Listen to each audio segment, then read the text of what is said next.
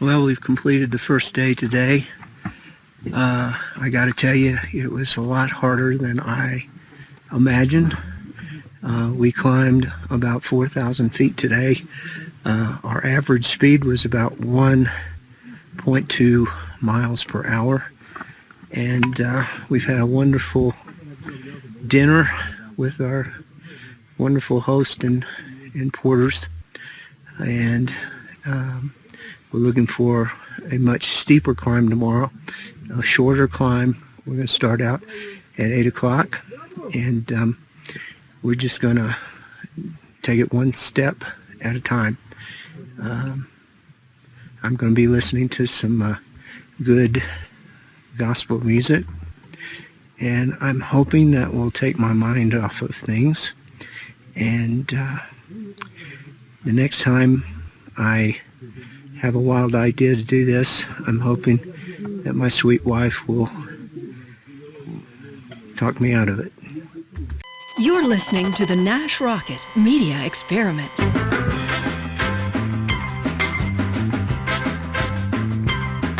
got a rocket in my pocket and a roll in my wall.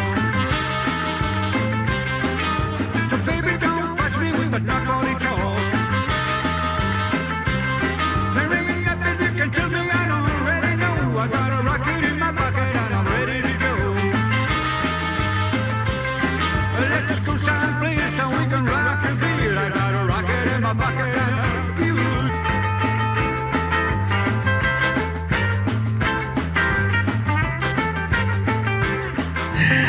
Hello and welcome to the Daily Nash, starring moi, Nash Rockett. Thank you for being here. I appreciate it. It's Almost Famous Wednesday.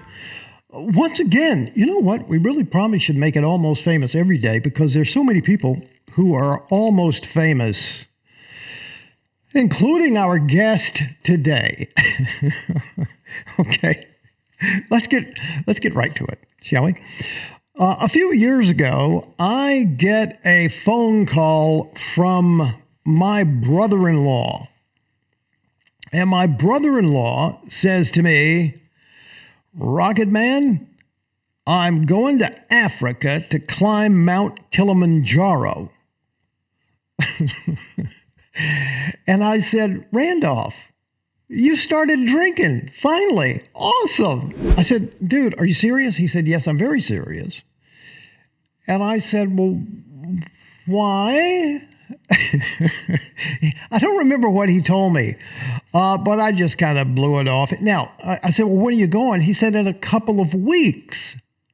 And I went, "You know you're going to die, right?"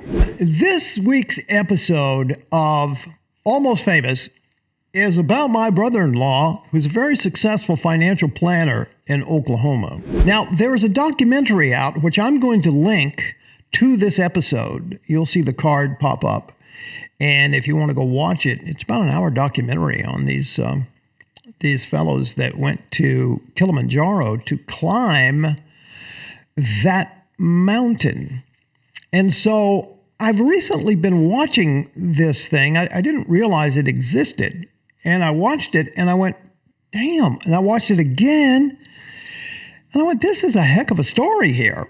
So today's guest on Almost Famous is my brother-in-law, Randy Cowell. Randy, how are you, sir? Thank you for taking some time with me today to be on this episode.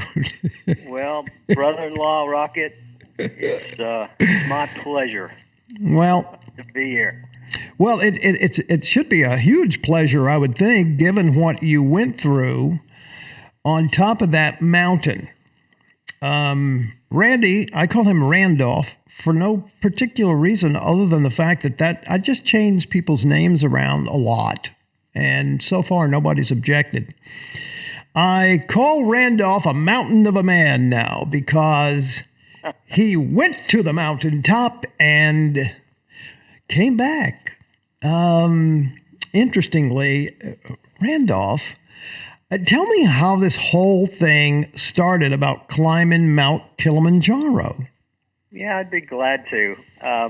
I've got a good friend, Tom McLeod, I've been writing articles, financial planning articles for his magazine, and have for about 15 years now. And he called me a few years before we got ready. We actually climbed, and he said, "I want to climb Mount Kilimanjaro." And I said, "Go for it, man. I'll be here in Tulsa, rooting you on." And lo and behold, if he didn't have a back problem and surgery, and so his plans got curtailed somewhat, but he didn't give up. And he came back and he said, "Randy, I want to climb Mount Kilimanjaro with a group of men. We're going to film a documentary on why men climb mountains, and I want you to be with us." And so he kind of had me at hello, and so I thought, okay, I can buy into this concept of trying to film a documentary, something that would, we could leave behind, and people could view it. And to date, it's had thousands of views, and I'm very proud of it. Men have been climbing mountains for, I guess, since the beginning of time, and just like Moses trying to find God, I'm going to be real transparent with you. I'm 63 years old. I would like to get closer to my Lord. You go through ebbs and flows in your life, and I have a wife, a beautiful wife of 41 years, and she deserves a godly man. We've raised 2 kids, beautiful kids, great kids. Now we've got grandchildren, and they deserve a great, godly grandfather. And so that's why I've decided to make this trek with you. Now, your wardrobe in this documentary, I got to tell you, I was pretty impressed, bro. So you give several speeches, and they were all quite eloquent, my man, I must tell you. But your wardrobe in the olive green down jacket, the blue denim shirt underneath, then underneath that, the yellow t-shirt. I'm sitting here watching this over a number of days, a few times, and I'm going, this dude's a good dresser, but how does he put these colors together, right? I'm a photographer. I understand putting colors together in clothing, right? And I'm going, this is pretty savvy. This is pretty savvy styling for a 63-year-old guy who gets a wild hair and he's going to go climb Mount Kilimanjaro. Now, here's my question. Did you pick out your wardrobe, or did your lovely wife pick out your wardrobe? Well, she doesn't dress me anymore. Maybe early on in our marriage, perhaps.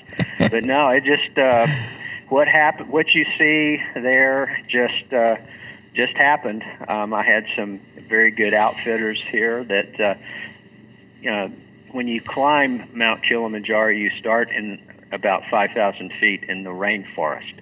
Right. And as any rainforest, it's pretty hot. So you basically start layering up from that point until you get to the top. And at the top, it's about 30 degrees, and a glacier is sitting there in view.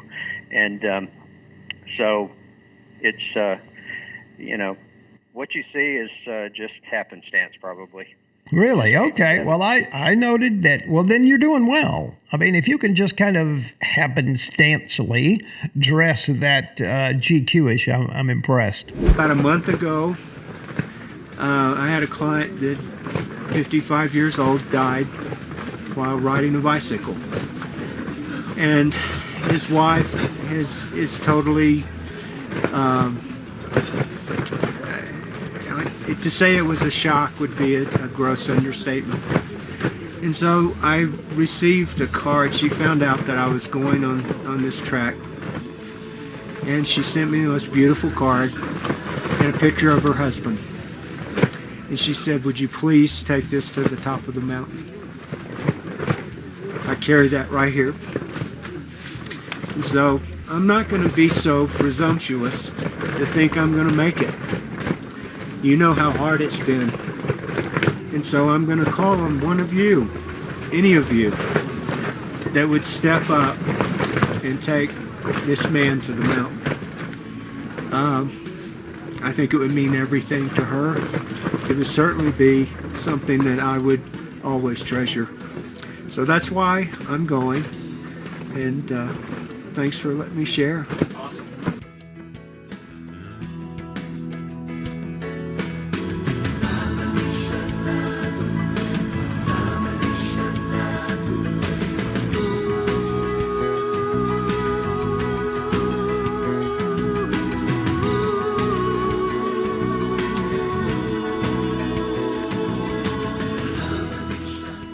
Now, you told a story. You told a story about one of your clients who passed away young, at 55, I think, and his wife gave you a photo of him.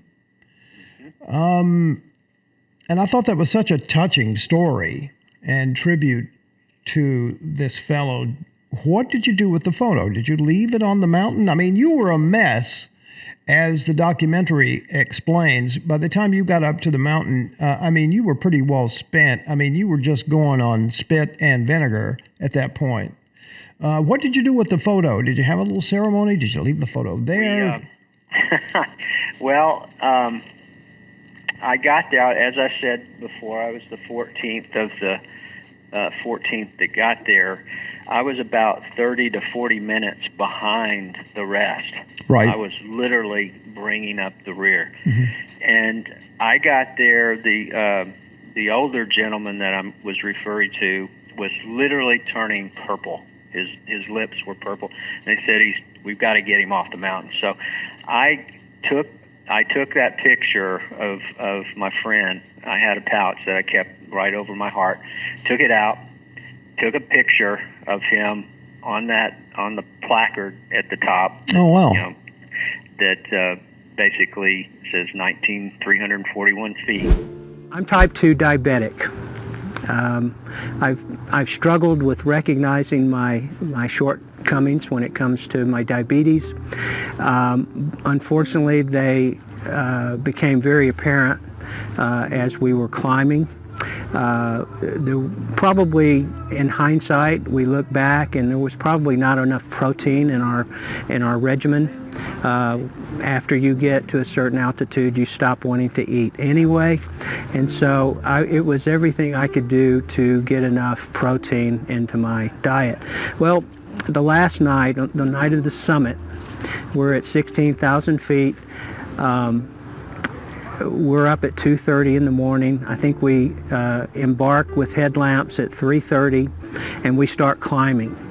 And it's a pretty arduous climb. As you can imagine, you're just trying to watch the person's feet in front of you and make sure you step exactly where they're stepping. And so we get to about 19,000 feet, and that's when the difficulties started occurring. Altitude sickness had stricken some of us at that point. And so I was still doing okay, but the oxygen was starting to have its effect, the lack of oxygen. And so I never will forget, as long as I live, I was the 14th of the 14th that made it to the top. Knowing that I had to reach the top, not just for myself, but for this person who I had his picture at close to my heart. No sooner did I make it to the top and we were able to take some pictures. I mean, there was yelling and screaming, and I could hear them in the distance. Come on, Randy, you can do it. I honestly have to say that spurred me on, got me to the top. No sooner did I get to the top, however, because they had already been there about 30, 40 minutes.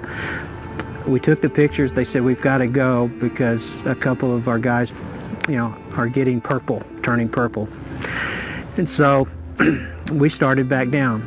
And about down probably 18,000 feet, that's when I had a bout of hypoglycemia. My blood sugar dropped to very low levels, and it was just downhill from there. The guides, literally one on one arm and one on the other arm, skied me down the face of this mountain, and we arrived into camp about 4:30, and no sooner did they took me into the mess hall to try to get some food in me, and that's when the altitude sickness caught up with me.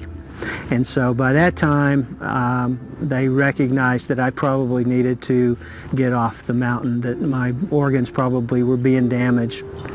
And so they took me down another 1,000 feet probably, and they strapped me on a steel gurney, a one-wheel steel gurney, one in front like a rickshaw, and then there were 4 others, and they put me in a sleeping bag and strapped me onto this gurney with rope. The end result of all of that, I prayed that I would go to the top of this mountain. I accomplished my goal. I didn't get down to the base like I had really wanted to, but because of the prayers and the concerns and of so many people,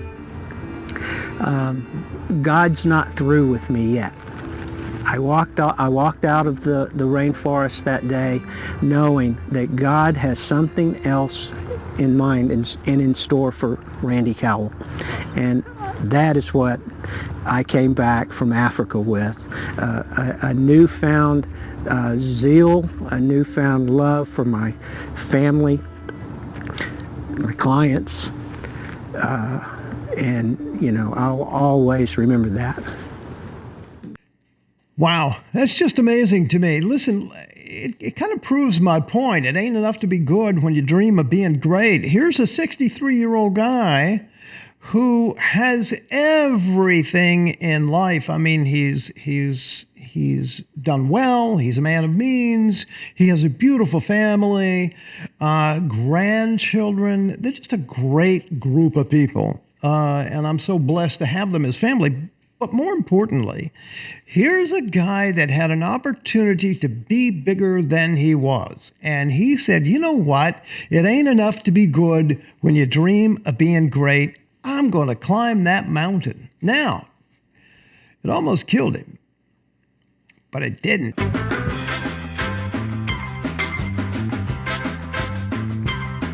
got a rocket in my pocket and a roll in my wall. So baby, don't pass me with the knock-on talk. There ain't nothing you can tell me I don't already know. I got a rocket in my pocket and I'm ready to go. Let's go someplace so we can rock and feel. I got a rocket in my pocket and feel.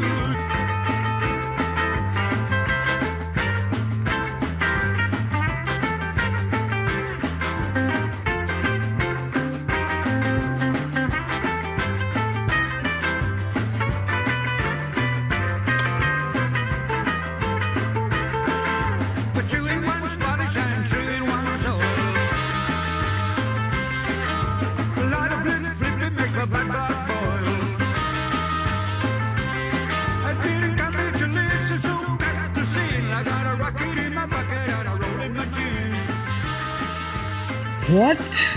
What can somebody expect in terms of expense? I mean, the whole thing. I mean, what can they expect? I don't want to get too personal with you, but what can they expect to pay if somebody's going to do this? It cost us, I think each one of us, it cost around $4,000 when you included airfare and lodging and the trip. Right. So it was about $4,000 to $5,000. Not as much as you might think. All right, let's talk about toilet facilities. Now, being a male, you can just kind of, when you got to go whiz, you just kind of go to the corner over yonder and whiz, right? So, I mean, this is a legitimate question. Well, What do you do about, what do you do about the duty? Come on. well, they put up in camp. They will literally take everything that they've carried up there, pots and pans and food and tents and chairs. They'll go up before it. They'll climb faster than we will, and they'll leave before we leave. And they'll get there. They'll set up the camp, and literally there'll be like a little porta potty over here. No And way. Really? You just have to make sure that the wind doesn't blow your door open, at the wrong time, because it does get pretty windy up there. But it's okay. Now, there are many groups climbing, around you. Right. And so there are a lot of co-ed climbers. Okay. So there's, it's not just men climbing up the mountain. So privacy. Half the groups that we saw were women. In fact, one of my fondest memories that I'll never forget was a group of lady climbers had climbed the mountain and were up there. I was the 14th of the 14 that made it to the top. We started with 16 and 2 fell out. And so I hear this high pitch, "Come on, Randy, you can do it." It was all these ladies cheering me on from 19,000 feet up there. Oh, nice. So it got me. They have cheerleaders. Cheerleaders. They have got me cheerleaders to stop. on Mount Kilimanjaro. Who would Not have everybody thought? can claim that, yes. So, My claim to so fame. it's not a matter of just when you got to go number 2, you just drop trowel and leave it on the trail, right? It's not a matter of that, right? No, it's not. Okay, It's all a right. little bit more civilized. Okay, well that's good to know.